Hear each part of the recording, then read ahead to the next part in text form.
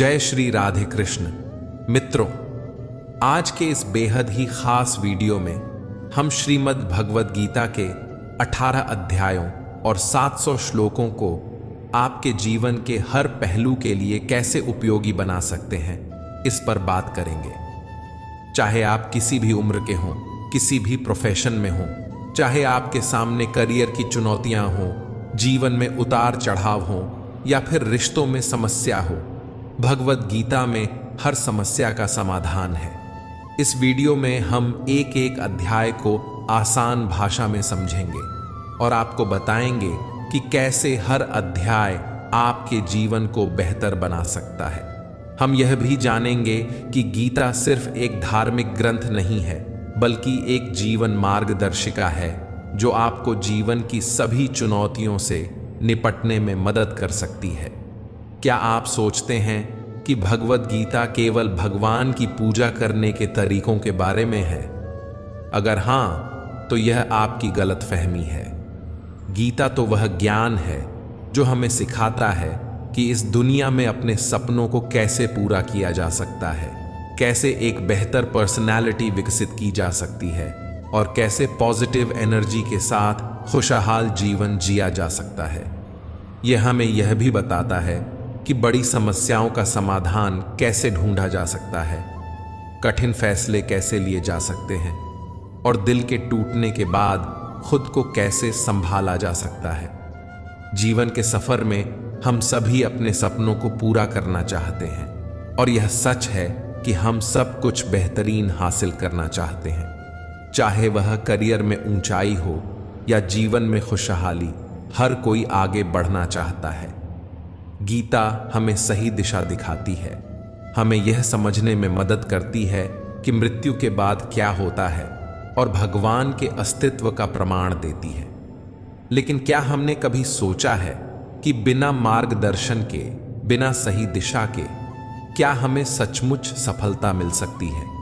क्या हमारा मोटिवेशन इतना मजबूत है कि हम हर चुनौती का सामना कर सकें? अक्सर हम मोटिवेशनल वीडियो देखकर जोश में आ जाते हैं, लेकिन जैसे ही हम अपने काम में जुटते हैं, वह जोश कहीं गायब हो जाता है। यही कारण है कि हमें बार बार मोटिवेशन की ज़रूरत महसूस होती है। लेकिन अगर हम गीता के ज्ञान को सही से समझ लें, तो हमें किसी और मोटिवेशनल वीडियो की आवश्यकता नहीं पड़ेगी। यह वीडियो थोड़ी लंबी हो सकती है, लेकिन अगर आप इसमें बताए गए रहस्यों को समझ लेते हैं, तो यह आपके जीवन के हर लक्ष्य को पाने में आपकी मदद करेगी। आपको इसे ध्यान से सुनने और समझने के लिए थोड़ा समय देना होगा। अधूरा ज्ञान न होने से भी ज्यादा खतरनाक हो सकता है, इसलिए इसे पूरा देखना ही आपके लिए लाभदायक होगा। भगवान श्री कृष्ण ने गीता में कहा है कि गुप्त ज्ञान को जबरदस्ती किसी को नहीं दिया जाना चाहिए। तो मित्रों, सोचिए और बताइए, इस पृथ्वी पर सबसे महान मोटिवेशनल स्पीकर कौन है? हां, सही पहचाना, वह है भगवान श्री कृष्ण। महाभारत के युद्ध के मैदान में श्री कृष्ण ने ऐसा ज्ञान दिया जो आज के 21वीं सदी के जीवन पर भी पूरी तरह लागू होता है। भगवद गीता के ज्ञान ने ही महाभारत के युद्ध में हार मान चुके अर्जुन को सबसे बड़ा विजेता बना दिया। जब आप अपने जीवन की चुनौतियों का सामना करते हैं, तो आपको महसूस होगा कि आप भी अर्जुन की तरह हैं और आपके लिए भी गीता का ज्ञान उपलब्ध है। यह आपका अधिकार है कि आप इसे समझें और अपने जीवन में इसका मार्गदर्शन करें। भगवद गीता का ज्ञान अमूल्य है और यह हमें हमारे सच्चे उद्देश्यों की ओर ले जाता है। यह संस्कृत में लिखा गया है, लेकिन इसका अनुभव आप हिंदी, इंग्लिश और अन्य भाषाओं में भी कर सकते हैं। इस वीडियो में मैं आपको कुरुक्षेत्र के युद्ध के मैदान में ले चलूंगा और समझाऊंगा कि क्यों भगवान श्री कृष्ण ने अर्जुन को यह अद्वितीय ज्ञान देने का निश्चय किया था। आइए इस अद्वितीय ज्ञान के साथ अपने जीवन को सार्थक बनाएं। तो चलिए अब हम पहुंचते हैं उस ऐतिहासिक युद्ध भूमि कुरुक्षेत्र में, जहां पांडव और कौरव युद्ध के लिए तैयार खड़े हैं। यही वह स्थान है जहां से श्रीमद् भगवद गीता का पहला अध्याय शुरू होता है, अर्जुन विषाद योग। यानी अर्जुन की मानसिक दुविधा। इस ज्ञान की गहराई में उतरने से पहले कमेंट में जय श्री राधे कृष्ण लिखना न भूलें। और यदि आपको इस वीडियो से कुछ सीखने को मिल रहा है तो इसे लाइक करें, चैनल को सब्सक्राइब करें और बेल नोटिफिकेशन आइकन को ऑल पर सेट कर लें। तो चलिए अब हम इस पहले अध्याय की ओर बढ़ते हैं। इस पहले अध्याय से हम यह समझ सकते हैं कि हमारे जीवन में कुछ ऐसी स्थितियां आती हैं जो हमें आगे बढ़ने से रोकती हैं। चाहे हमारे पास कितना ही ज्ञान हो, चाहे हम कितने भी काबिल क्यों ना हो, फिर भी कभी कभी हम सही फैसला लेने में चूक जाते हैं और अपने लक्ष्यों को पाने में असफल रहते हैं। इस अध्याय के माध्यम से हम यह भी सीखते हैं कि कैसे अपनी सोच को बदलकर अपने सपनों को साकार किया जा सकता है। युद्ध की शुरुआत में दुर्योधन कौरव सेना के बल और समर्थकों को देखकर काफी आशान्वित था। उसके पास एक विशाल सेना थी और उसके साथ गुरु द्रोणाचार्य और कृपाचार्य जैसे महान योद्धा भी थे। वहीं पांडवों की सेना में अर्जुन, भीम और उनके भाइयों के साथ स्वयं भगवान श्री कृष्ण भी थे। यह युद्ध अब दो परिवारों के बीच एक जटिल संघर्ष बन चुका था, जहां हर किसी का इरादा जीतने का था। भगवान श्री कृष्ण ने अर्जुन के रथ को युद्ध भूमि के बीच लाकर खड़ा किया ताकि अर्जुन अपने शत्रुओं को देख सके। वहां कुरुक्षेत्र की इस विशाल भूमि पर अर्जुन ने देखा कि उनके सामने उनके पितामह भीष्म और गुरु द्रोणाचार्य खड़े हैं। द्रोणाचार्य वही गुरु थे जिन्होंने अर्जुन को धनुष बाण चलाने की कला सिखाई थी। अर्जुन ने चारों ओर नजर दौड़ाई और देखा कि युद्ध के मैदान में हर दिशा में उनके अपने ही लोग, गुरु और परिवारजन खड़े थे। इस दृश्य ने अर्जुन को बहुत विचलित कर दिया और उन्होंने भगवान श्री कृष्ण से कहा, यहां तो हर कोई मेरा अपना है, मैं इन सभी को युद्ध में नहीं मार सकता। मुझे इस राज्य के लिए तो क्या, अगर तीनों लोक भी मिल जाएं, तो भी मैं ऐसा युद्ध नहीं करूंगा जिसमें मुझे अपने ही प्रियजनों का वध करना पड़े। गीता के इस पहले अध्याय से हमें यह महत्वपूर्ण सीख मिलती है कि असली सोच और निर्णय कैसे किए जाने चाहिए। जीवन में कई बार ऐसी स्थितियां आती हैं जहां हमें अपने कर्तव्यों का पालन करने के लिए अपने भावनात्मक लगाव से ऊपर उठना पड़ता है। अर्जुन, जो युद्ध कला में माहिर थे और जिन्हें स्वयं द्रोणाचार्य ने प्रशिक्षित किया था, अपने भावनात्मक जुड़ाव के कारण सही निर्णय नहीं ले पा रहे थे। यह हमें यह सिखाता है कि जब हम अपने लक्ष्यों की ओर बढ़ते हैं तो हमें अपने व्यक्तिगत लगाव को त्यागना होगा। मित्रों, इसे आप इस प्रकार समझ सकते हैं। मान लीजिए आप किसी व्यक्ति से गहरा प्रेम करते हैं, लेकिन वह व्यक्ति आपके प्रेम को समझने में रुचि नहीं रखता। ऐसे में आपको उसके प्रेम के लिए उसका पीछा नहीं करना चाहिए, क्योंकि किसी भी प्रकार का अत्यधिक लगाव अंततः आपके लिए हानिकारक हो सकता है। जब तक यह भावनात्मक लगाव बना रहेगा, आप अपने आत्मा के सच्चे कर्तव्य का पालन नहीं कर पाएंगे। गीता का दूसरा अध्याय है सांख्य योग। श्री कृष्ण ने अर्जुन को समझाया कि जीवन और प्रकृति का विश्लेषण करना, यानी पुरुष और प्रकृति का विश्लेषण, हमारे अस्तित्व की जड़ों को समझने के लिए आवश्यक है। मनुष्य 5 तत्वों आग, पानी, मिट्टी, हवा और आकाश से बना है और अंत में इन्हीं में मिल जाता है। श्री कृष्ण ने अर्जुन को यह भी बताया कि जीवन में सबसे बड़ा योग कर्म योग है। भगवत गीता के दूसरे अध्याय से हमें इमोशनल स्थिरता, आत्मा, मृत्यु, पुनर्जन्म और सही निर्णय लेने की शिक्षा मिलती है। इस अध्याय में गुस्से के कारणों और उनके समाधान के बारे में भी बताया गया है। जब अर्जुन ने युद्ध से पीछे हटने की इच्छा जताई तो श्री कृष्ण ने उसे धैर्य से समझाया, हे अर्जुन, यह तुम्हें अचानक क्या हो गया है? तुम जैसे महान योद्धा के मुख से ऐसी बातें शोभा नहीं देती। इसीलिए अपने मन की इस कमजोरी को त्याग कर युद्ध के लिए खड़े हो जाओ। अर्जुन ने उत्तर दिया, इस युद्ध से बेहतर है कि मैं एक भिखारी बन जाऊं, क्योंकि मेरे जीवन का कोई अहम उद्देश्य ही नहीं दिख रहा। सही और गलत का ज्ञान मेरे पास नहीं है, इसलिए मैं आपसे मार्गदर्शन मांगता हूं। श्री कृष्ण मुस्कुराए और बोले, क्या कोई इंसान मुझसे कुछ मांग सकता है और मैं उसे न दूं? यहीं से गीता का ज्ञान शुरू होता है और तुम्हें अर्जुन की भावनाओं को समझना और जानना चाहिए। श्री कृष्ण ने अर्जुन से कहा, क्या तुम अचानक डरने लगे हो? तुम्हें डरना नहीं चाहिए, क्योंकि ये लोग तुम्हारे मारने से ही मरेंगे और तुम्हें ही उन्हें मारना होगा। ये आत्माएं अनादि हैं। जैसे तुम पुराने कपड़े बदलकर नए पहनते हो, वैसे ही आत्मा शरीर को त्याग कर नया शरीर धारण करती है। हे अर्जुन, तुम किसी मरे हुए इंसान को जीवित नहीं कर सकते, क्योंकि जीवन और मृत्यु का नियंत्रण केवल मेरे हाथ में है। तुम मात्र एक कारण हो और ये लोग मरने के बाद भी मेरे पास आएंगे, क्योंकि वे शरीर नहीं, आत्मा है और आत्मा को नष्ट नहीं किया जा सकता। आत्मा अगले जन्म के लिए इस शरीर को छोड़ देती है, और जैसे कोई कछुआ खुद को अपने अंदर समेट लेता है, वैसे ही मनुष्य अपनी इच्छाओं को वश में कर सकता है। जो व्यक्ति अपने मन की इच्छाओं और कर्मों के परिणामों के बारे में सोचना छोड़ देता है, वही स्थिर बुद्धि कहलाता है। उसकी बुद्धि से हर प्रकार का डर, भावना और क्रोध समाप्त हो जाता है और वह मनुष्य शांति प्राप्त करता है। श्री कृष्ण ने समझाया कि जब हम अपनी इच्छाओं को पूरा करने के बारे में सोचते रहते हैं, तो वे इच्छाएं हमें अच्छी लगने लगती हैं। फिर जब वे पूरी नहीं होती तो हमें गुस्सा आता है। गुस्से में हम खुद को खो देते हैं और फिर अपने कर्म और धर्म को भूलकर अपनी स्थिति से नीचे गिर जाते हैं।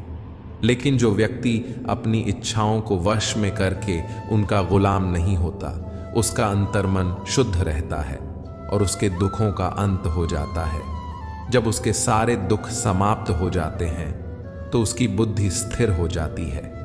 लेकिन जिसकी इच्छाएं और कामनाएं मन से नहीं जाती, वह मनुष्य कभी शांत नहीं हो पाता। जब शांति नहीं मिलेगी तो वह खुश कैसे रहेगा? उसकी हालत उस नाव जैसी होती है जिसे उसकी इच्छाएं किसी भी दिशा में ले जा सकती हैं। स्थिर बुद्धि वाले व्यक्ति समुद्र की तरह स्थिर रहते हैं और इसी प्रकार के लोग मृत्यु के बाद मेरी शरण में आते हैं। मित्रों, इस अध्याय की सच्चाई पर ध्यान दें। जीवन में हम सभी ने कभी न कभी अपने प्रियजनों को खोया है। जो इस अनुभव से अब तक अछूते हैं, उन्हें भी एक दिन इस सत्य का सामना करना पड़ेगा।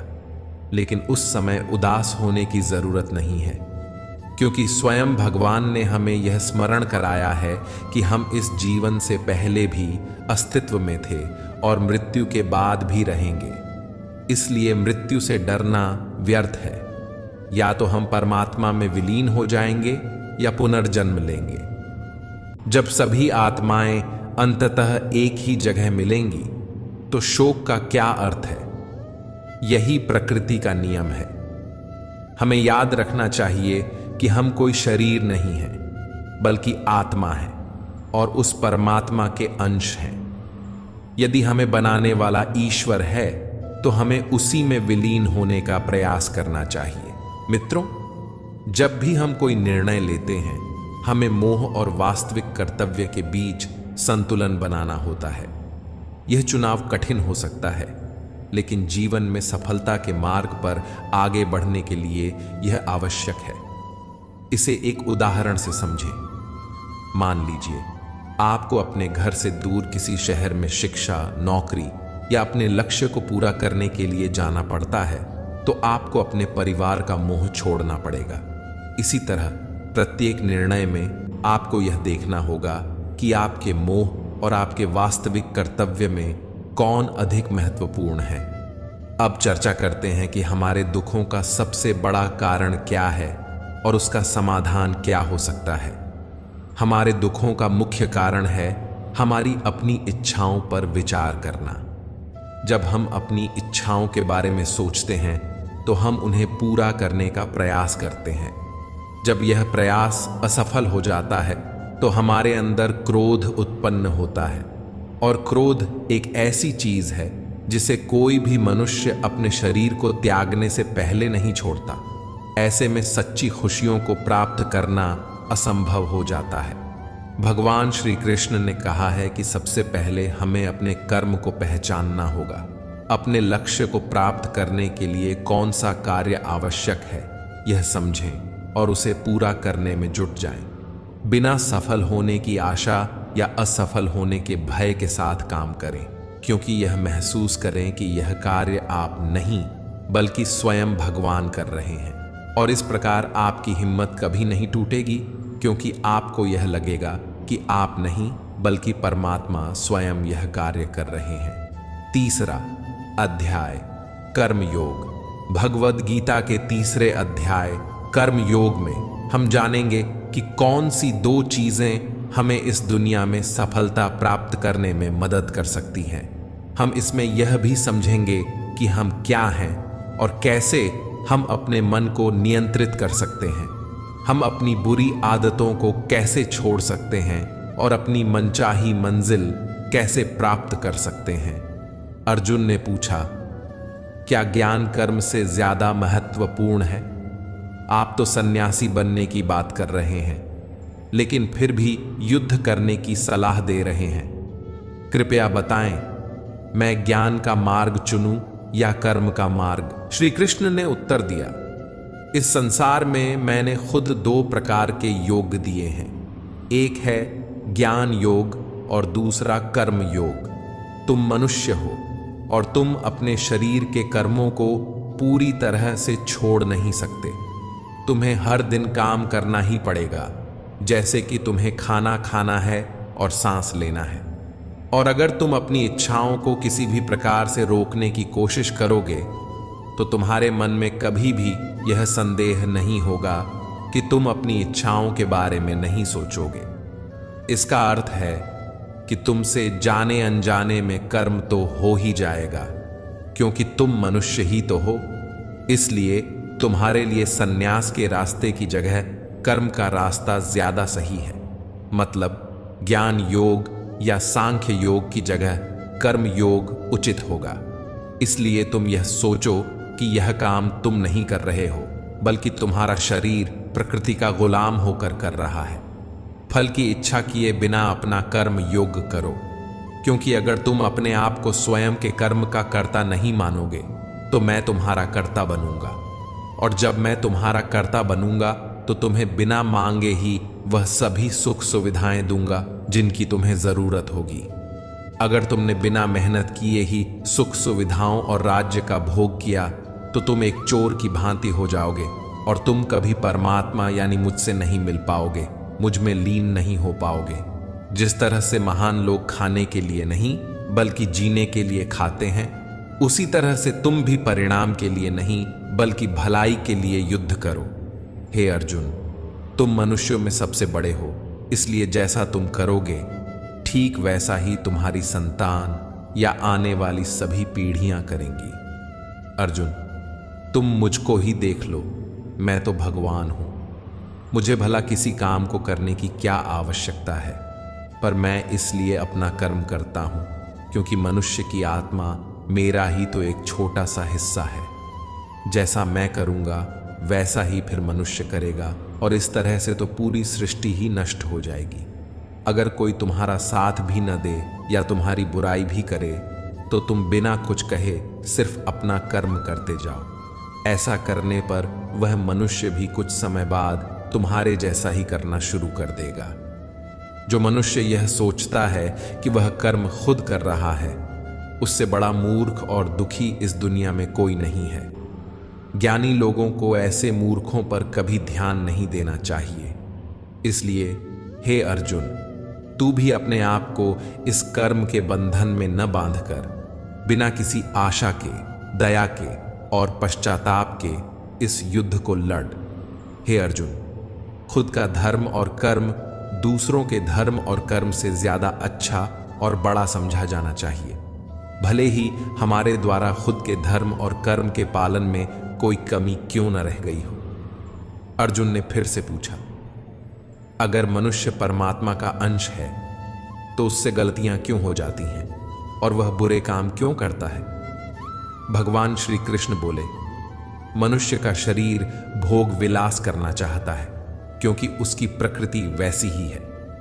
इसलिए अगर उसकी कामना पूरी नहीं होती तो वह गुस्से में आ जाता है। जिस तरह धुएं के कारण आग दिखाई नहीं देती, उसी तरह क्रोध और काम की वजह से मनुष्य को अपना कर्म, धर्म और ईश्वर दिखाई नहीं देते।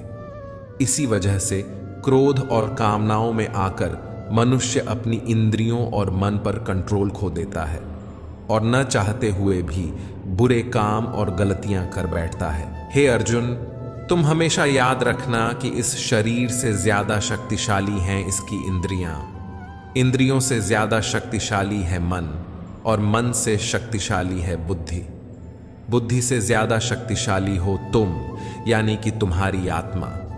इसलिए हे अर्जुन, तू अपनी आत्मा से अपनी बुद्धि को वश में कर तो तुम्हारी बुद्धि मन को वश में करेगी, फिर मन तुम्हारी इंद्रियों को वश में करेगा और इंद्रियां तुम्हारे शरीर को, यानी कि तुम्हारे बुरे कर्मों को। मित्रों, श्री कृष्ण द्वारा कही गई बातों को अगर हम आज के परिवेश में देखें तो इस दुनिया में परिणाम दो चीजों से आते हैं, ज्ञान और कर्म, यानी कि नॉलेज और एक्शन। आज की दुनिया में अगर हम दोनों चीजों को जोड़कर देखें तो हमारे लिए एक्शन भी उतना ही जरूरी है जितना ज्ञान, यानी कि नॉलेज।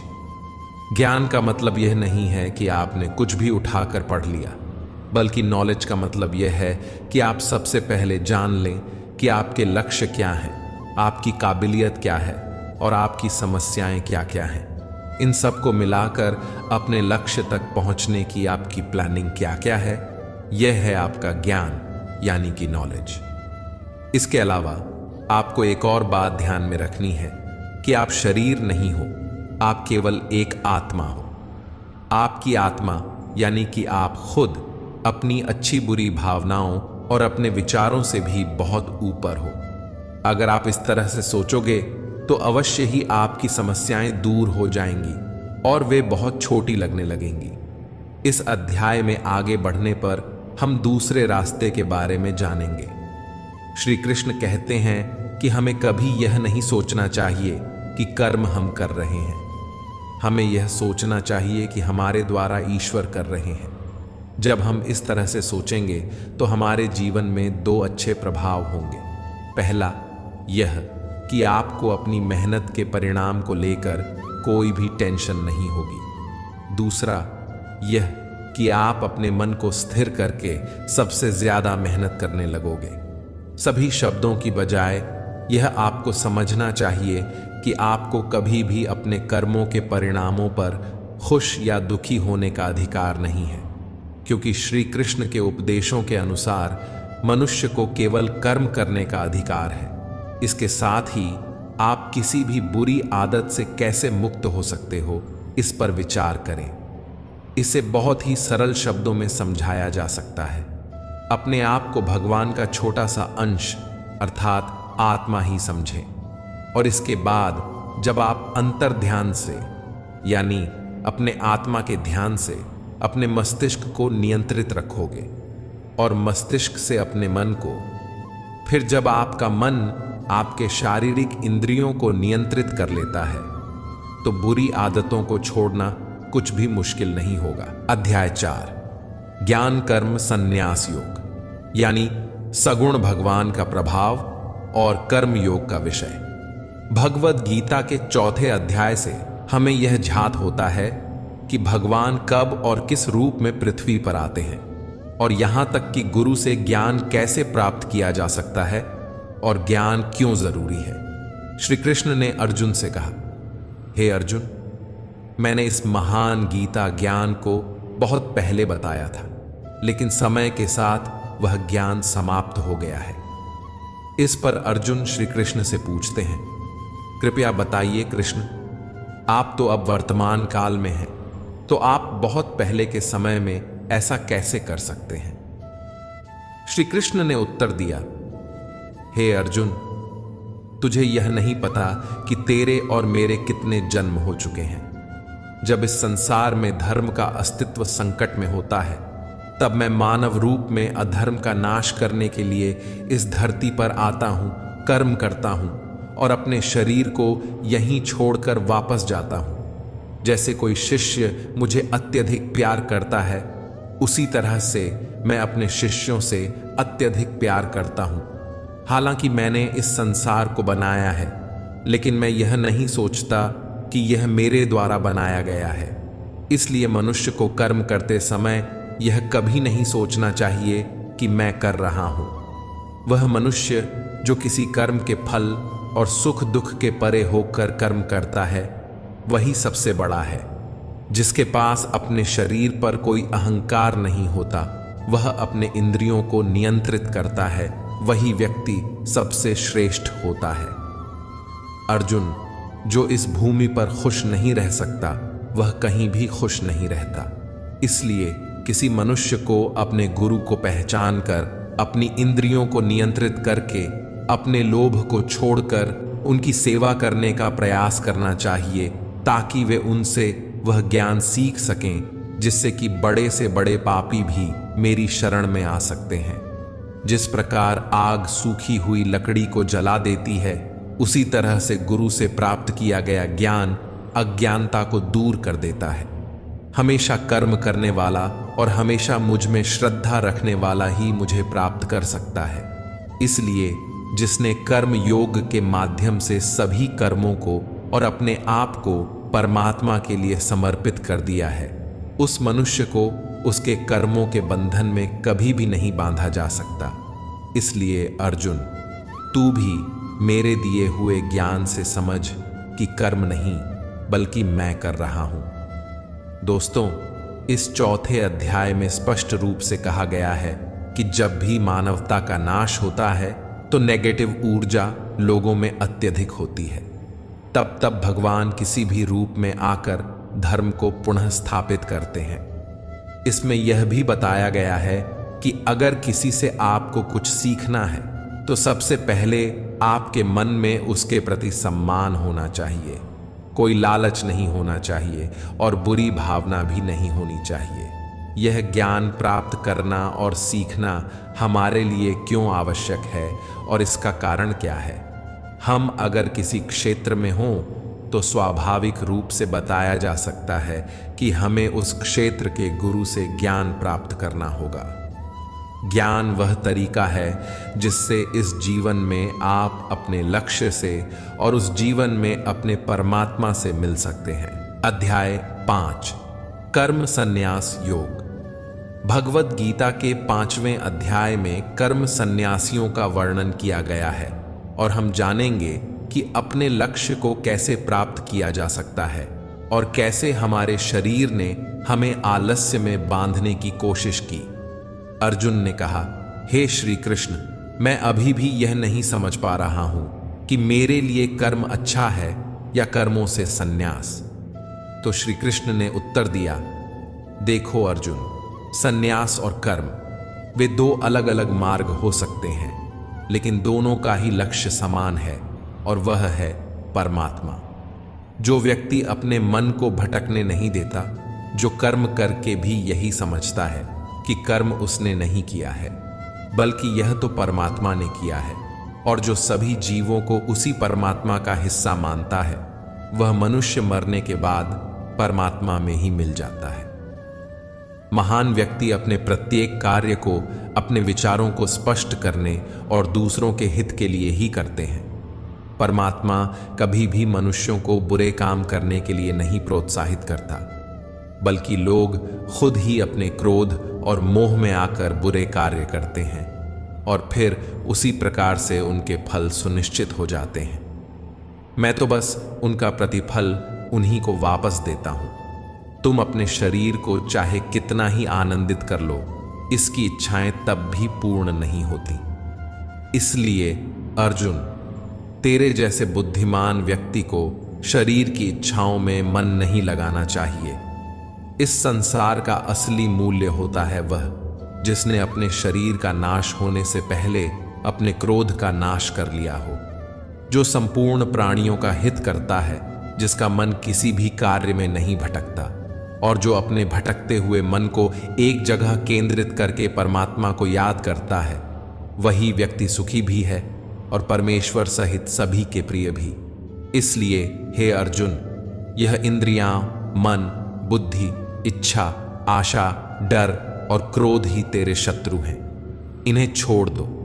दोस्तों, हमारी बॉडी अर्थात हमारा शरीर हमेशा आराम से रहना चाहता है, लेकिन क्या आपने कभी सोचा है कि अगर इसमें आत्मा नहीं होती तो क्या होता?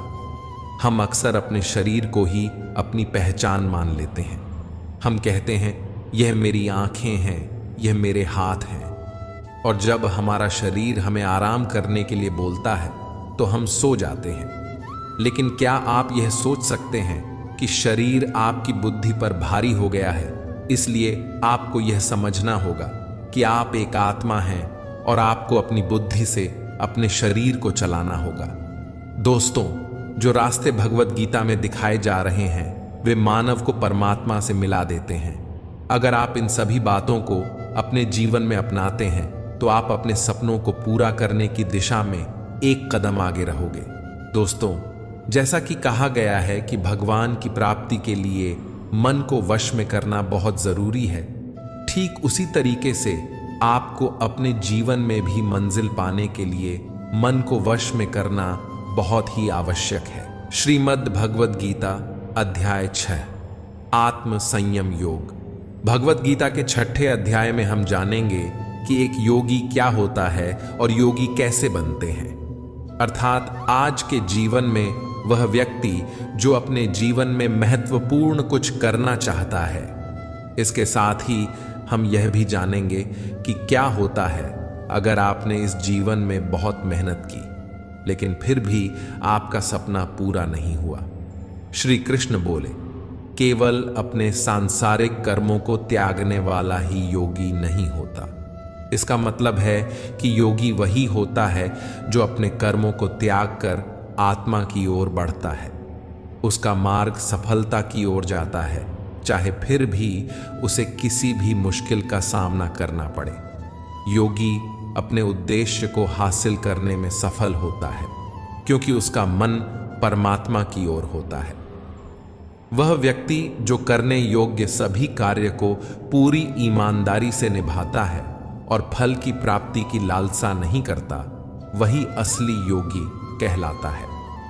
जो व्यक्ति अपने मन पर विजय पा लेता है, उसके लिए संसार में और कुछ जीतने की अत्यंत आवश्यकता नहीं होती, और जिसका मन इधर उधर चलता रहता है, उसके लिए संसार में कुछ भी प्राप्त करना सरल नहीं होता, क्योंकि हमारा प्रिय मन हमारा साथी होता है, और अगर हम उसके गुलाम बन जाते हैं तो वह हमारा सबसे बड़ा दुश्मन बन जाता है। जो व्यक्ति अपने मन के और संसार के किसी भी विचार या वस्तु से प्रभावित नहीं होता और जो मित्र, शत्रु, महात्मा, पापी, जीव जंतु आदि के प्रति समान दया भाव रखता है, वही योगी की वास्तविक पहचान होती है।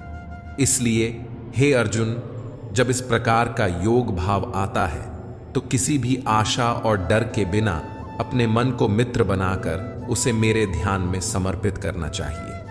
वह योगी उचित आहार और नींद उतनी ही लेता है जितनी आवश्यक हो, जो हमारे शारीरिक और मानसिक स्वास्थ्य के लिए महत्वपूर्ण है। इस प्रकार का योगी अपने शब्दों पर सदा स्थिर रहता है, जैसे कि शांत हवा में दीपक की लौ स्थिर होती है। जब जब उसका मन भटके तब तब उसे वही इच्छा को वश में करके पुनः मन को संयमित करना चाहिए। और जब योगी इस पूरे ध्यान की अवस्था में आ जाता है तो बड़े से बड़ा दुख भी उसे उसके स्थान से नीचे नहीं गिरा सकता। अर्जुन ने कहा, लेकिन हे कृष्ण, यह मन बहुत ही अधीर और चंचल होता है। श्री कृष्ण ने जवाब दिया, हाँ, यह सत्य है कि मन को नियंत्रित करना कठिन है, लेकिन यह भी याद रखो कि बार बार आत्मविश्वास और योगाभ्यास से असंभव को भी संभव बनाया जा सकता है। इस तरह से हम अपने मन को वश में करके अपने जीवन को अधिक सफलता की ओर ले जाते हैं। अर्जुन ने पुनः पूछा, हे कृष्ण, अगर कोई योगी इस प्रकार से ध्यान में निश्चित रहकर योग करता है, लेकिन अंत में किसी कारणवश उसका मन भटकने लगे, तो क्या उसका सारा प्रयास व्यर्थ हो जाएगा?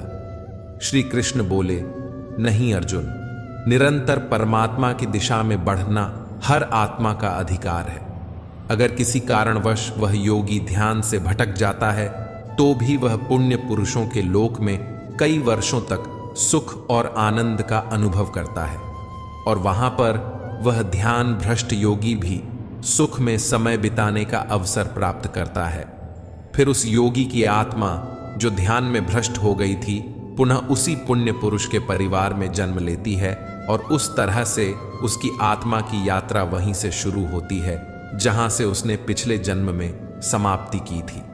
इस तरह वह एक नए रूप में और नए जीवन की ओर बढ़ता है और परमात्मा से मिलन के लिए फिर से प्रयास करता है। अर्थात पिछले जीवन में किया गया योग कभी भी व्यर्थ नहीं जाता। लेकिन एक योगी जो निरंतर प्रयास करता है, वह इसी जीवन में अपने जीवन चक्र से मुक्त होकर परमात्मा में विलीन हो जाता है। एक योगी तपस्वियों और विद्वानों से भी श्रेष्ठ होता है। इसलिए अर्जुन, तू भी योगी बन, क्योंकि जो सबसे श्रेष्ठ योगी होता है वह मेरा भी परम प्रिय होता है। दोस्तों, हर व्यक्ति जिसकी आंखों में कुछ बड़ा करने का सपना होता है, उसे अर्जुन की तरह ही एक योगी बनना चाहिए। योगी वह व्यक्ति होता है जो पूरी तरह से भावनाओं के साथ होता है, जो न्यूट्रल रूप से दूसरों के विचारों पर ध्यान नहीं देता और हमेशा अपने लक्ष्य को पूरा करने के लिए मेहनत करता है। लेकिन दोस्तों, जीवन का कोई भी पथ किसी के लिए भी पूरी तरह से पूर्ण नहीं होता। यह बात हमेशा याद रखनी चाहिए। क्या कोई इंसान उसके सपने पूरे होने से पहले ही मर जाता है, तो उसकी मेहनत की कीमत किसी काम की नहीं रहती और उसके सपने सपने ही रह जाते हैं। ऐसा क्यों होता है? तो इसका जवाब इसमें छिपा है कि एक बहुत ही गुप्त बात है, जिसे भगवान श्री कृष्ण ने इस अध्याय में बताया है। अगर आप मेहनत कर रहे हैं और आपने बहुत अनुभव जमा लिया है, बहुत सारा ज्ञान प्राप्त कर लिया है, फिर भी आपको अपनी मंजिल नहीं मिल रही है और किसी कारणवश आपको असफलता का सामना करना पड़ रहा है, तो भी अगर आपकी मृत्यु हो जाए या फिर आप सपनों को पूरा करने के लिए बूढ़े हो जाएं, तो इस प्रकार के मरने के बाद भी आपको स्वर्ग में आपके कर्मों के अनुसार आनंद मिलेगा। और जब आपके अच्छे कर्मों का बैलेंस खत्म हो जाएगा, तो फिर से धरती पर जन्म लेकर वापस आएंगे। और जन्म भी ऐसे माहौल या घर में होगा जिसमें आपको पिछले जन्म के ज्ञान का स्तर पाने के लिए मेहनत नहीं करनी होगी। वह तो स्वतः आपको मिल जाएगा। आपको फिर उसके बाद के ज्ञान को पाने के लिए एक पुनः पूरी नई जिंदगी मिल जाती है। ऐसा मैं नहीं, बल्कि भगवान श्री कृष्ण ने भी योगियों के बारे में इस गीता के 6ठे अध्याय में बताते हुए कहा है, और उन्होंने उन लोगों के लिए भी विशेष बात बताई है जो सच में बहुत ज्यादा मेहनत करते हैं। श्रीमद् भगवद गीता अध्याय 7, ज्ञान विज्ञान योग। इस अध्याय में जो भगवान का ज्ञान है, हमें यह बताया गया है कि ईश्वर कैसे संसार को नियंत्रित करते हैं और ईश्वर को कौन से भक्त सबसे अधिक प्रिय होते हैं। इसके बारे में भी यह जानकारी दी गई है। लेकिन यह सवाल हम सबके मन में उठता है कि क्यों इंसान भगवान को नहीं पहचान पाता है। भगवान कृष्ण इस प्रश्न का उत्तर देते हुए कहते हैं, हे अर्जुन, अब मैं तुझे वह बात बताऊंगा जिन्हें जानकर तू इस संसार में किसी और ज्ञान की तलाश में नहीं भटकेगा। हजारों लोगों में से कोई एक ही होता है जो ब्रह्म ज्ञान की खोज करता है, और वह कोशिश करके ही सही उसे प्राप्त करता है। और ऐसे हजारों कोशिशें करने वालों में से कोई एक ही मेरे प्रेम में विश्वास और समर्पण के साथ मुझे प्राप्त कर पाता है। मेरे 2 रूप हैं, एक जन रूप जिसमें पृथ्वी, वायु, जल, अग्नि और आकाश के साथ ही मन, बुद्धि और अहंकार है। वहीं दूसरा है चेतना रूप जिसमें सृष्टि का चक्र है। समय को भी मैं ही निरंतर चलाता हूं। जल, ओमकार, चंद्रमा, सूरज मैं ही हूं। पृथ्वी की सभी पवित्र ग्रंथ, बुद्धिजीवियों का तेज, अग्नि और तपस्वियों का तप, धर्मों का पवित्र कर्म और अलग अलग समयों का काल और बलवान का बल भी मैं ही हूं। इस संसार के लोग सांसारिक गुणों के बंधन में जकड़े हुए हैं, इसलिए मैं किसी को अपने असली रूप में नहीं दिखाई देता हूं। और वास्तविकता में यह संसारी गुण भी मेरी माया ही तो है। मगर जो मनुष्य इस मोह माया को तोड़ देता है वह मेरा भक्त बन जाता है। माया के जाल में फंसे हुए मूर्ख लोग मेरी शरण में नहीं आ सकते। कोई भी भक्त 4 विभिन्न प्रकार से मेरी पूजा करता है। कोई प्राप्ति की इच्छा रखने वाला, कोई दुख के समय मुझे याद करने वाला और कोई मुझे पहले से ही जानने वाला। लेकिन इनमें से मुझे सबसे अधिक प्रेम करने वाला ज्ञानी भक्त पसंद है। ये चारों भक्त दयावान होते हैं, लेकिन ज्ञानी पुरुष तो मानो मेरा ही रूप है। और ज्ञानी भक्तों में से वह व्यक्ति भी शामिल है जिन्होंने मुझे बहुत सारे जन्मों से माना है और मृत्यु के बाद भी उनकी आत्मा मुझ में ही मिल जाती है। जो भक्त किसी इच्छा की पूर्ति के लिए किसी देवता की पूजा करते हैं, उनकी आस्था में मैं वही देवता बना देता हूँ और उस भक्त को अंततः वह देवता प्राप्त हो जाते हैं। इस फल की अवधि समय सीमित होती है। अगर कोई भक्त मेरी पूजा करने के लिए किसी भी तरह का प्रयास करता है तो मैं उसे अपना बना लेता हूँ, जबकि दूसरी तरफ वे मूर्ख जो मुझे जन्म लेने और मरने वाला मानते हैं, वे मुझे प्राप्त नहीं कर पाते हैं। मैं भूतकाल, वर्तमान और भविष्य को जानता हूँ। हालांकि श्रद्धा रहित लोग मुझे नहीं जान सकते। वे भक्त जो सांसारिकों, मोह और माया को छोड़कर उच्च कर्मों का अभ्यास करके मेरी भक्ति करते हैं, वे मृत्यु से मुक्त होकर मुझ में ही लीन हो जाते हैं। जब आप अपने जीवन में कोई लक्ष्य स्थापित करते हैं तो समय बीतने के बाद वह लक्ष्य भूलने की आशंका हो सकती है, क्योंकि विभिन्न विचारों और कार्यों की बहुत अधिक चिंता होती है।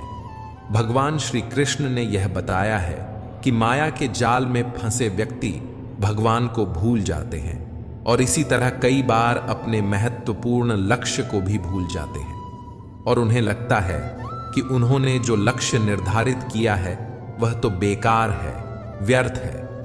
वे सोचते हैं कि जीवन तो केवल मजे लेने के लिए है, क्या पता कल रहूं या ना रहूं। इस तरह का सोच रखने वाला व्यक्ति को गीता में मूर्ख कहा गया है, जो इतना भी नहीं जानता कि यह जो भटकाव है यह मेहनत करने वालों को बस आजमाता है और ज्यादातर लोग इसी भटकाव में बंद होकर रह जाते हैं। वहीं दूसरी तरफ जो लगातार बिना भटके कठिन परिश्रम करता है, वही व्यक्ति सफलता को प्राप्त कर पाता है और उसके मन को शांति प्राप्त होती है। अध्याय 8 अक्षर ब्रह्म योग। इस अध्याय में हम जानेंगे कि भगवान क्या हैं और उन्हें कैसे प्राप्त किया जा सकता है, देवता क्या होते हैं और इस संसार का कारण क्या है। ये सभी बातें हम इस अध्याय में सीख सकते हैं। अर्जुन ने पूछा, हे कृष्ण, परम ब्रह्म क्या होता है? आध्यात्म का स्वरूप क्या होता है? कर्म क्या होता है? यह संसार कैसे चलता है और देवता कौन होते हैं? इस अध्याय में अर्जुन के इन सभी प्रश्नों के उत्तर भगवान श्री कृष्ण द्वारा दिए गए हैं। श्री कृष्ण कहते हैं, जीवों की वास्तविकता ही आध्यात्म होती है। कर्म हमारे द्वारा किए गए त्याग होते हैं, जिसका परिणाम हमें वर्तमान में मिलता है। उसी प्रकार हमारे वर्तमान में किए गए कर्म भविष्य में मिलने वाले परिणामों को जन्म देते हैं। इस संसार का निर्णयकर्ता मैं ही हूं, और जब कोई व्यक्ति अंत के क्षण में अपने मन में वही भाव और अपने ध्यान को उसी भाव में स्थिर करके शरीर को छोड़ता है, तो वह उसी भाव को प्राप्त करता है। इसलिए मुझे याद करने वाले हमेशा मेरे पास आते हैं। इसलिए अर्जुन, तू भी मुझ में ही ध्यान कर और युद्ध करके तू मुझे ही पाएगा। वे लोग जो मुझे सदैव याद करते हैं वे सरलता से मेरे पास आते हैं, और जो मेरे पास आते हैं उनके जन्म मरण का चक्र समाप्त हो जाता है। उनके सारे दुहक हमेशा के लिए खत्म हो जाते हैं। श्रीमद् भगवद गीता के अनुसार सहस्त्र युग अहर यद ब्राह्मणों विदु, अर्थात ब्रह्मा का एक दिन 1000 महायुग के बराबर होता है। इसके अनुसार ब्रह्मा का एक दिन 4 अरब 32 करोड़ 100 वर्ष का होता है। इसी प्रकार इतनी ही अवधि ब्रह्मा की रात्रि की भी होती है। ब्रह्मा के एक दिन की सुबह में ही संपूर्ण संसार का निर्माण होता है, और रात के प्रारंभ में ही वह संसार फिर से ब्रह्मा में समा जाता है। इस चक्र में लगातार पुनर्जन्म का चक्र चलता ही रहता है, लेकिन जो मेरे भक्त होते हैं उन्हें शीघ्र ही इस चक्र से मुक्ति मिल जाती है। इसलिए हे अर्जुन, मैं तुझे 2 मार्ग बताता हूं जिससे लोग या तो मोक्ष को प्राप्त करते हैं या फिर से इस संसार में वापस आना पड़ता है। जब सूर्य का प्रकाश होता है तो शुक्ल पक्ष चलता है और सूर्य उत्तरायण में होता है। जब कर्मयोगी शरीर त्यागता है तो वह मेरे पास हमेशा के लिए आ जाता है, और जब रात्रि होती है तो कृष्ण पक्ष आता है और सूर्य दक्षिणायन में होता है। उस समय पर कर्मयोगी अपने शरीर को त्याग कर परलोक में जाते हैं और वहां बहुत समय तक आनंद सुख भोगते हैं। फिर उन्हें संसार में वापस आना ही पड़ता है। केवल एक योगी ही इस रहस्य को समझकर सभी कर्मों के फलों के मोह को छोड़कर परम ब्रह्म में मिल पाता है। अब अगर हम इस चैप्टर को आजकल के समय में देखें तो वे लोग जो अपने लक्ष्य को हमेशा के लिए यादगार बनाना चाहते हैं उन्हें बहुत मेहनत करनी पड़ती है। जैसा श्री कृष्ण ने बताया है, यह संसार का चक्र बहुत बड़ा है और लोग आते जाते रहते हैं, लेकिन वे लोग जो अपने जीवन में अद्वितीय निश्चय रखते हैं उन्हें ज्ञान योगी और कर्म योगी बनना होता है।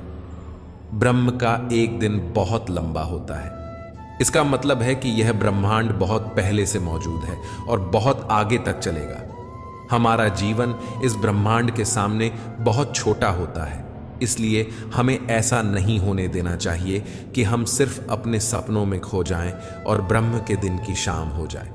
अध्याय 9 राजविद्या राजगृह्य योग, अति महत्वपूर्ण गुप्त ज्ञान। यह अध्याय हमारे मानसिक और आत्मिक जीवन को उसके स्वभाव और दिव्यता के साथ जोड़ता है और उसके मध्य संतुलन बनाए रखना सिखाता है। इस अध्याय में हम यह भी जानेंगे कि जब हम अलग अलग देवी देवताओं की पूजा करते हैं तो इससे क्या होता है, हम ऐसा क्यों करते हैं और इसके परिणाम क्या होते हैं। श्री कृष्ण कहते हैं, वह मनुष्य जो मुझ में श्रद्धा नहीं रखते वे इस संसार में बार बार दुख झेलने के लिए आते जाते रहते हैं। मैं इस संसार को बार बार उत्पन्न और समाप्त करता हूं। मैं ही मनुष्यों को उनके कर्मों के अनुसार फल देता हूं, पुनर्जन्म देता हूं, लेकिन मुझे अपने कार्य का कोई भी घमंड नहीं है। मैं ऐसा करते हुए भी इस कर्म के बंधन में नहीं फंसता। सब कुछ करते हुए भी मैं नहीं मानता कि मैं कुछ कर रहा हूं। मेरी माया जाल में फंसने वाले, मुझे समझने में असमर्थ लोग और बेकार की आशा और निरर्थक काम करने वाले लोग हमेशा इसी संसार में बंधे रहते हैं।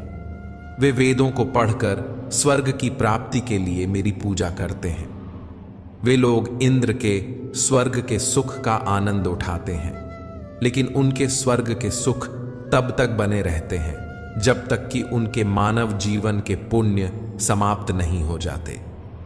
जब उनके पुण्य समाप्त हो जाते हैं तो उन्हें फिर से इस पृथ्वी पर जन्म लेने का अवसर मिलता है। किंतु जो मुझ में अर्थात परमेश्वर को ही सब कुछ मानकर अपने कर्मफल को त्याग कर निरंतर प्रेम करते हैं, मैं उनकी न केवल सभी आवश्यकताओं को पूरा करता हूं बल्कि उन्हें सदैव मेरी शरण में स्थान देता हूं। भूतों और पितरों को पूजने वालों का ज्ञान कम होता है और वे फिर से इस मृत्यु लोक में आते हैं। इसीलिए अर्जुन, यदि तू कुछ भी कर्म करता है और दान देता है तो उसे मुझ में स्मरण करके कर, तो वह मुझे ही प्राप्त हो जाएगा। मेरे लिए प्रिय और अप्रिय सब बराबर है। यहां तक कि अगर कोई बहुत ही अत्याचारी हो, चाहे स्त्री हो या पुरुष, चाहे राजा हो या भिखारी, वह मुझ में ही समर्पित होकर इस अनंत सागर को पार कर पाता है। इस प्रकार अगर तू खुद को मुझ में अर्पित करेगा तो मैं ही तुझे प्राप्त होऊंगा। मित्रों, इस अध्याय में श्री कृष्ण कहते हैं कि जो कोई भी भक्त सच्चे मन से किसी ईश्वर की पूजा और आदर उस ईश्वर के प्रति रखता है तो मैं उसके इस भक्ति को उस ईश्वर से जोड़ देता हूं। अध्याय 10 विभूति योग। यह अध्याय बहुत ही महत्वपूर्ण है क्योंकि इसमें भगवान श्री कृष्ण अपने दिव्य रूप की महिमा का वर्णन करते हैं और अर्जुन को उनकी महिमा का दर्शन कराते हैं।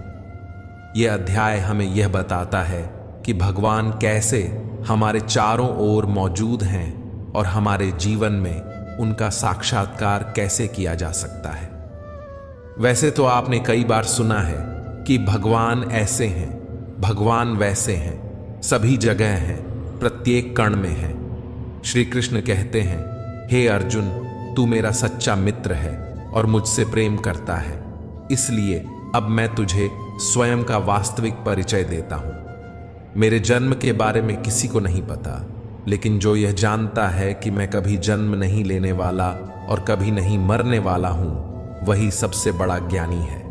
ज्ञान और मूर्खता, सत्य और झूठ, सुख और दुख, मन और बुद्धि, रचना और नाश, कीर्ति और अपमान सहित सभी भाव वास्तव में मैं ही हूं। इस जगत में जिस किसी ईश्वर की पूजा की जाती है वह असलियत में मैं ही हूं। मित्रों, इस अध्याय में भगवान ने हमें यह दिखाया है कि वे हमारे जीवन के हर पहलू में मौजूद हैं। वे सबके आदर्श सूरज, चंद्रमा, वायु, अग्नि, धन, ज्ञान, ब्रह्मा, विष्णु, शिव, इंद्र, गरुड़, यमराज, गणित, गायत्री मंत्र, ऋतु, वसंत, निश्चय, भक्ति, विजय, रणनीति, रहस्य, मौन और अनगिनत अन्य रूपों में प्रकट होते हैं। भगवान ने हमें यह भी बताया है कि उनका अंत नहीं है, वे अनंत हैं, अपार हैं। वे हमारे सभी पहलुओं में हैं और उनको पूरी तरह से जान पाना हमारे बस की बात नहीं है। श्री कृष्ण अर्जुन से कहते हैं, हे अर्जुन, मुझे पूरी तरह जान लेना तेरे लिए किसी काम का नहीं है।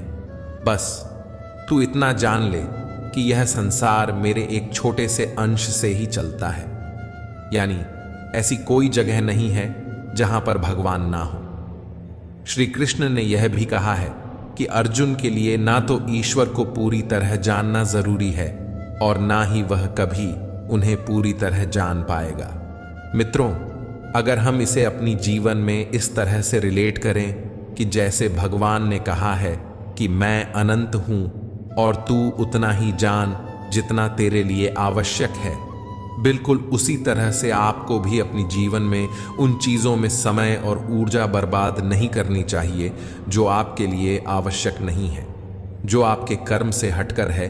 केवल आपके वास्तविक कर्म से जुड़े चीज़ों में ही अपना ध्यान लगाएं, जिससे सफलता और मानसिक शांति प्राप्त हो सके। अध्याय 11 विश्वरूप दर्शन योग। इस अध्याय में भगवान श्री कृष्ण अर्जुन को अपने दिव्य रूप का दर्शन कराते हैं। यह दृश्य अर्जुन को भगवान की महानता और अद्भुत रूप का अनुभव कराता है। इसमें भगवान के विराट रूप के बारे में हमें जानने को मिलता है। अर्जुन श्री कृष्ण से कहते हैं, हे कृष्ण, आपके दिए हुए ज्ञान से मेरे सारे संदेह दूर हो गए हैं, लेकिन अगर संभव हो तो मैं आपका महान रूप देखना चाहता हूं। तब श्री कृष्ण कहते हैं, हे अर्जुन, परंतु इन मानव की आंखों से यह सब नहीं देख पाएगा, इसलिए मैं तुझे यह सब देखने के लिए दिव्य नेत्र प्रदान करता हूं। मित्रों, इसके बाद जो अर्जुन ने देखा उसकी वास्तव में कल्पना भी नहीं की जा सकती। ईश्वर का न तो कोई आरंभ था, न कोई मध्य और न ही कोई अंत। उस रूप से इतना प्रकाश निकल रहा था जितना हजारों सूरज भी मिल जाएं तो भी उतना न निकल पाए। अर्जुन ने समस्त संसार को श्री कृष्ण में समाहित होते हुए देखा। फिर अर्जुन ने हाथ जोड़ते हुए श्री कृष्ण से कहा, हे परमात्मा, मैं आपके शरीर में सभी देवों और मनुष्यों को देख पा रहा हूं, लेकिन आपके शरीर का न कोई आरंभ दिख रहा है, न कोई मध्य है और न ही कोई अंत। आप में हर तरह के अस्त्र शस्त्र, हर तरह का प्रकाश और सूर्य है। स्वर्ग और धरती के बीच का पूरा आकाश मानो आपसे ही भर गया है। कई देवता के समूह आप में प्रवेश कर रहे हैं, तो कई लोग भयभीत होकर हाथ जोड़े खड़े हैं। आपके अनंत हाथ, पैर, पेट और आंखों वाले मोहक रूप को देखकर समस्त सृष्टि सहित मैं भी व्याकुल हो रहा हूं। यहां तक कि मैं पांडवों और कौरवों की पूरी सेना के महान योद्धाओं का अंत होते हुए आप में जाता हुआ देख पा रहा हूं। आपके यह विकराल रूप इस संपूर्ण ब्रह्मांड को अनंत ऊर्जा दे रहा है।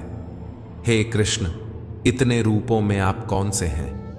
मैं आपको कैसे पहचानूं? तब श्री कृष्ण कहते हैं, मैं तो हर जगह हूं और मैं ही समय हूं। इन सभी योद्धाओं की मौत पहले ही लिख चुका हूं। तू तो सिर्फ इनकी मौत का कारण है, मारने वाला तो मैं ही हूं। यह सुनकर अर्जुन के चेहरे पर थोड़ा डर दिख रहा था, परंतु अर्जुन धैर्य के साथ बोले, हे परमात्मा, आपका यह रूप देखकर अब मुझे पता लग गया कि क्यों योगी, महर्षि और देवता जैसी आत्माएं आपका पूजन करती हैं। आप तो सत्य और असत्य से भी ऊपर हैं। आपके इस रूप की व्याख्या करने के लिए मेरे पास शब्द ही नहीं है। आप ही इस संसार के पालनकर्ता और विनाशक हैं। आपको हर दिशा से नमस्कार है, क्योंकि न तो आपका कोई आदि है और न ही अंत। आपको कोटि कोटि नमन। हे प्रभु, मुझे भय है कि मैंने अज्ञानता में आपको मित्र कृष्ण कहा है और कई बार लोगों के सामने आपका मजाक भी उड़ाया है। मुझे आपके सत्य का पता नहीं था, इसलिए यदि संभव हो तो आप मुझे क्षमा करें।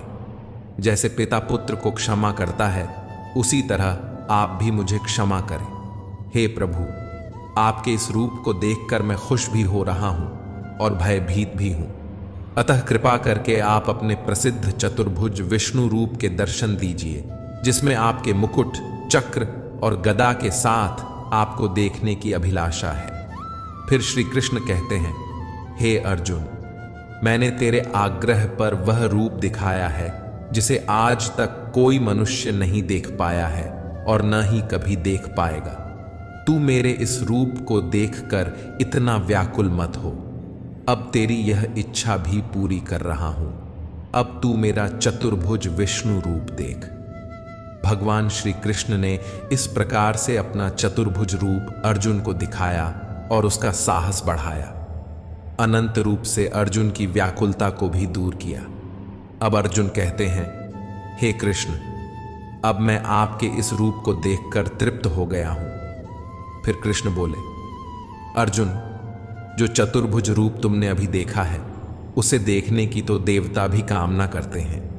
इस चतुर्भुज रूप को किसी भी यज्ञ, दान, तप और वेदों से देखा जा सकता है, परंतु अर्जुन, जो तेरी तरह मेरा परम भक्त है, वह अंत में मुझे ही प्राप्त होता है। इसलिए यह रूप तुम देख पाए हो। मित्रों, गीता के इस अध्याय से आप आज भी यह सीख सकते हैं कि अगर हम सच्चे मन से मेहनत करते हैं तो कई बार सफलता मिलने के बाद हमें लगता है कि यह तो ज्यादा ही मिल गया, मैंने तो इतना मेहनत नहीं किया था। यही महान लोगों का एक सद्गुण होता है कि वे मेहनत तो करते हैं, लेकिन उन्हें यह आभास नहीं होता कि उन्होंने कितनी मेहनत कर ली। यही महान लोगों की महान सोच होती है। अध्याय 12, भक्ति योग। इस अध्याय में भगवान हमें बताते हैं कि भक्ति के माध्यम से ही हम उन्हें प्राप्त कर सकते हैं। हमें भगवान के प्रति विश्वास, प्यार और समर्पण दिखाना चाहिए। इससे हमें यह सीखने को मिलता है कि हमें भगवान के प्रति भक्ति और प्यार बढ़ाने का प्रयास करना चाहिए। जो व्यक्ति हर तरह के सुख और दुख, लाभ और हानि, मोह और इच्छा, हर तरह के मौसम से दूर रहता है और सभी प्राणियों को एक समान दृष्टि से देखता है, तथा जो अपने मन और इंद्रियों को पूरी तरह से वश में रखता है, वही परम आनंद को पाता है। जो निंदा और प्रशंसा को एक समान समझता है, जो किसी भी स्थान पर किसी भी आहार के साथ रह सकता है। वह भक्त मेरे लिए बेहद प्रिय है, और उनमें से भी जो निष्काम भाव से अपने कर्म मेरी सेवा में लगाते हैं, वही भक्त मेरे लिए श्रेष्ठ हैं। इस अध्याय में हमें यह भी सिखाया गया है कि हमें अपने पूर्व अनुभवों से सीखने की कोशिश करनी चाहिए। एक छात्र या एक व्यक्ति जो अपने जीवन में कुछ महत्वपूर्ण करना चाहता है, उसे कम खाना चाहिए और हर प्रकार की भावनाओं के साथ होना चाहिए।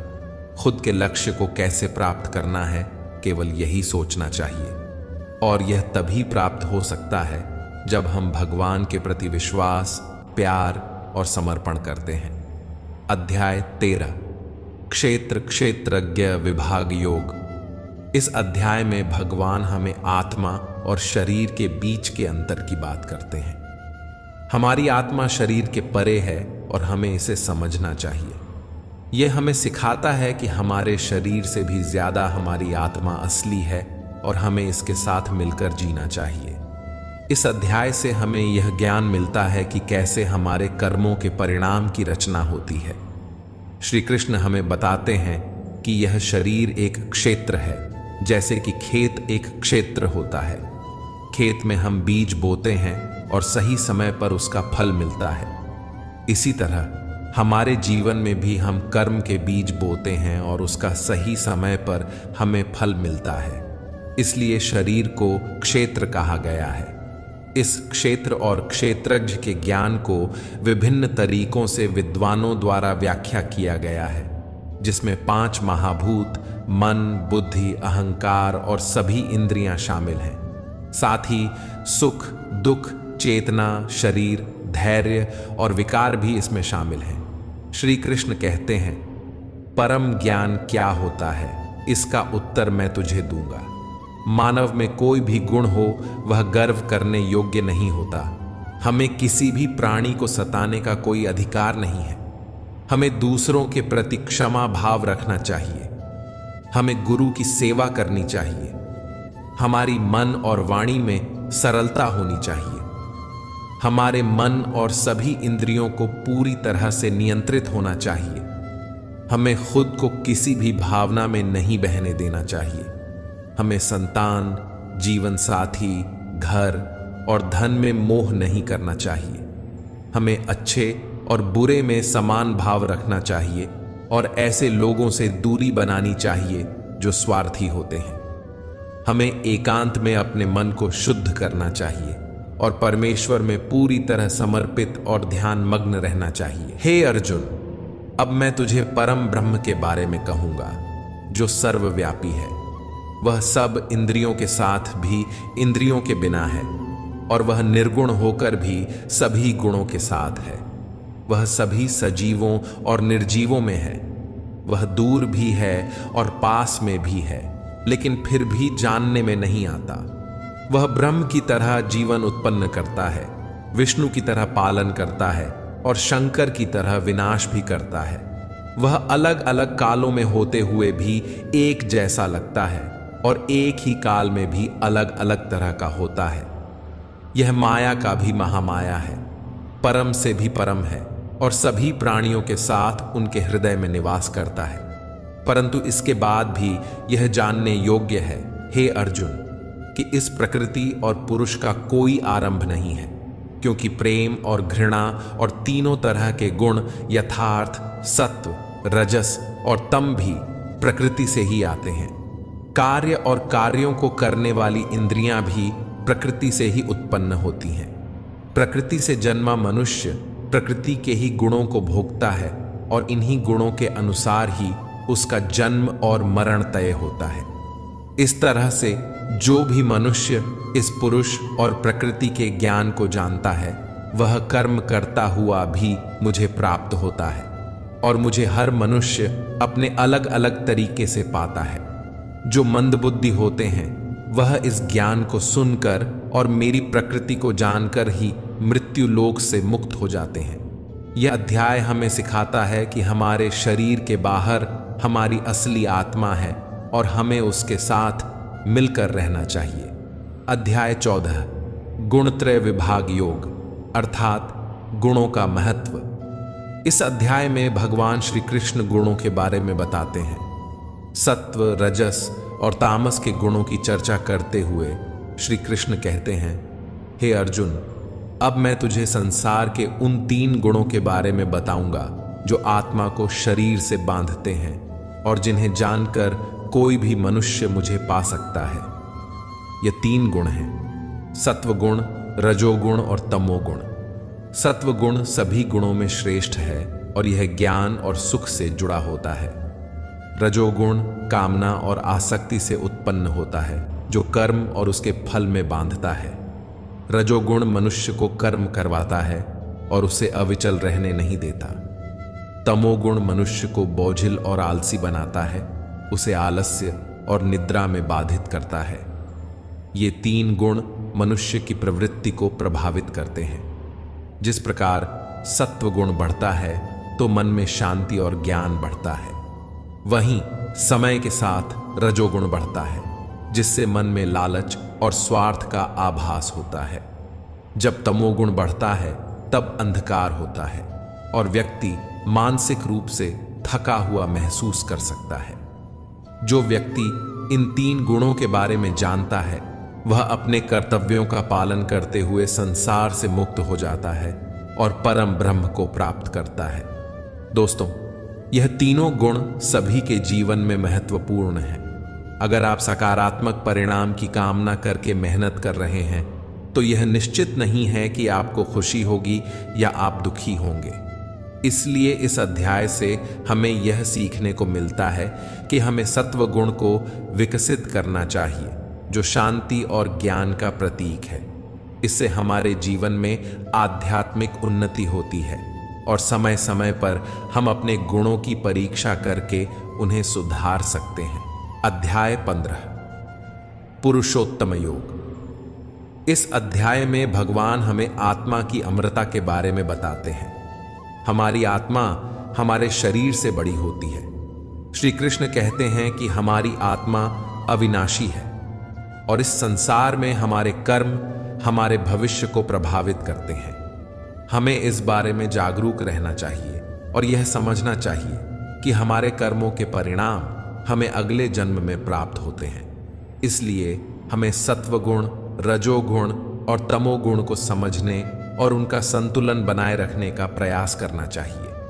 आत्मा हमें मुक्ति की ओर ले जाती है और हमें अपने कर्मों को सावधानी से चुनना चाहिए ताकि हम सब कुछ सही दिशा में ले जा सकें। इसी तरह से हम परम ब्रह्म की प्राप्ति कर सकते हैं और सभी व्यक्ति के अंतर्निहित परमात्मा को पहचान सकते हैं। इस अध्याय से हमें यह सीखने को मिलता है कि हमें सत्वगुण को बढ़ाने का प्रयास करना चाहिए और अपने अंदर के तमोगुण और रजोगुण को कम करने का प्रयास करना चाहिए, जिससे हम अपने जीवन में सफलता और आत्मा की मुक्ति की दिशा में आगे बढ़ सकें। अध्याय 16 दैवासुर समद विभाग। योग अर्थात दैवी और आसुरी संपत्ति का वर्णन। इस अध्याय में भगवान श्री कृष्ण दैवी और आसुरी प्रकृति के बारे में बताते हैं। दैवीय प्रकृति वाले लोग धर्म, सच्चाई और प्रेम को प्राथमिकता देते हैं, जबकि आसुरी प्रकृति वाले लोग अहंकार, क्रोध और द्वेष की दिशा में आगे बढ़ते हैं। श्री कृष्ण कहते हैं कि दैवीय स्वभाव वाले लोग अपने मन को शुद्ध रखते हैं, परमात्मा को याद करते हैं और सुख दुख को समान भाव से सहते हैं। वे धर्म का पालन करते हैं और दूसरों को कभी कष्ट नहीं पहुंचाते। उनमें अहंकार नहीं होता और वे सबको बराबर मानते हैं। विरोधाभास, क्रोध, आसक्ति और अज्ञान से युक्त असुरी स्वभाव वाले लोग दुश्मनी करते हैं और लोगों को कष्ट देते हैं। वे धर्म का अनादर करते हैं और बुरे कर्म करते हैं। वे हमेशा मोह में रहते हैं। हमें समझना चाहिए कि दैवीय स्वभाव का पालन करके हम अपनी आत्मा को मुक्ति दिला सकते हैं, जबकि आसुरी स्वभाव से हम मोह के बंधनों में फंस सकते हैं। इस अध्याय से हमें यह सीखने को मिलता है कि हमें दैवीय स्वभाव का पालन करना चाहिए और आसुरी स्वभाव से बचना चाहिए। हमें सात्विकता का अनुसरण करना चाहिए और आपसी सम्मान, धर्म और शांति की दिशा में अग्रसर होना चाहिए। रजस और तामस की ओर नहीं बढ़ना चाहिए, क्योंकि ये हमें बंधनों में फंसा सकते हैं। अध्याय 17 श्रद्धात्रय विभाग योग अर्थात श्रद्धा का महत्व। यह अध्याय भगवत गीता का अहम अध्याय है, जो हमें श्रद्धा और धारण के महत्व के बारे में सिखाता है। श्रद्धा का अर्थ होता है विश्वास, और यह हमारे जीवन में अत्यधिक महत्वपूर्ण है। इस अध्याय में भगवान हमें यह बताते हैं कि हमें अपने कर्मों को ईमानदारी से करना चाहिए और अपनी धारणाओं में स्थिर रहना चाहिए। हमें उन्हें भगवान के लिए आदर्श बनाना चाहिए और विश्वास से उनका पालन करना चाहिए। इससे हमारे जीवन में सुख, शांति और सफलता की प्राप्ति होती है। श्री कृष्ण अर्जुन से कहते हैं, हे अर्जुन, हमें कर्मों को सही तरीके से करना चाहिए और उन्हें ईश्वर के लिए समर्पित करना चाहिए। श्रद्धा और हमारे पूर्व कर्म हमारे जीवन को पूर्ण बनाते हैं और हमें ईश्वर के प्रति प्यार और आस्था का एहसास कराते हैं। इसलिए श्रद्धा से ही हम सफलता को प्राप्त कर सकते हैं और हमें हमारे कर्मों को ईश्वर के लिए समर्पित करना चाहिए। हमें अपने जीवन में सच्ची और दिल से आस्था बनानी चाहिए, क्योंकि वह हमें आदर्श और आदर देती है, जो अंततः हमारे जीवन को संवारती है। अध्याय 18 मोक्ष संन्यास योग। मित्रों, इस अध्याय में हमें त्याग और संन्यास के बीच परस्पर संबंध के बारे में बताया गया है। यह अध्याय बहुत ही महत्वपूर्ण है, क्योंकि त्याग और संन्यास के रास्ते से भी मोक्ष की प्राप्ति की जा सकती है। अब वह कैसे? चलिए इस अध्याय में जानते हैं। वास्तव में त्याग और संन्यास एक ही है। इस पूरे गीता ग्रंथ का सार आपको इसी विचार में मिलेगा, इसलिए आपको इस अध्याय को ध्यान से सुनना चाहिए। अर्जुन ने सवाल किया, हे कृष्ण, मुझे त्याग और संन्यास के बारे में जानना है, कृपया इसके बारे में बताइए। श्री कृष्ण ने कहा, हे अर्जुन, इस संसार में कुछ लोग कर्मों के फलों को छोड़ने को ही त्याग कहते हैं, और यदि कर्मों को ही त्याग दें तो उसे संन्यास कहते हैं। कुछ लोग सभी कर्मों को दोष भरे मानकर उनका त्याग करने के लिए बोलते हैं, और कुछ लोग यह कहते हैं कि यज्ञ, तप और दान वाले कर्म कभी भी नहीं त्यागने चाहिए। इसलिए अर्जुन, अब तू मुझसे त्याग और संन्यास को अच्छी तरह से समझ। इन दोनों में सबसे पहले मैं त्याग के बारे में बताऊंगा। ये त्याग भी 3 तरह के होते हैं, सात्विक, राजस और तामस। यज्ञ, तप और दान, ये तीनों त्याग के योग्य नहीं हैं, बल्कि फल की इच्छा के बिना किए जाते हैं। यज्ञ, तप और दान ही सात्विक त्याग कहे जाते हैं। मतलब जो शास्त्रों में दिया गया कर्म और धर्म है, जिसमें फल और आसक्ति नहीं है, उसे सात्विक त्याग कहा जाता है। किसी अन्य कारण के लिए यदि किसी कर्म का त्याग किया जाता है तो उसे तामस त्याग कहते हैं। जो किसी भी काम से न तो प्रेम करता है और न ही नफरत, वही सच्चा त्यागी होता है। मनुष्य शरीर कितना भी प्रयास कर ले, वह फिर भी पूरी तरह से कर्म को छोड़ नहीं सकता, जैसे कि सांस लेना। इसलिए कर्मों के फलों को छोड़ देना ही सच्चा त्याग होता है। जो लोग कर्म फलों का त्याग इस संसार में नहीं करते, उनके कर्म फल मृत्यु के बाद भी उनका पीछा नहीं छोड़ते। इसलिए हमें अंततः अपने कर्म के फल की कामना को त्याग देना चाहिए। मित्रों, अगर इस वीडियो से आपको कुछ भी नया सीखने को मिला हो तो कृपया कमेंट सेक्शन में जय श्री राधे कृष्ण लिखना न भूलें। साथ ही इस वीडियो को लाइक और अपने दोस्तों के साथ शेयर जरूर करें। अगर आप हमारे चैनल पर नए हैं तो इसे सब्सक्राइब करें और बेल आइकन को ऑल पर सेट करें, ताकि आपको हमारे सभी नए वीडियो की जानकारी मिल सके। आपके समर्थन के लिए धन्यवाद। जय श्री राधे कृष्णा।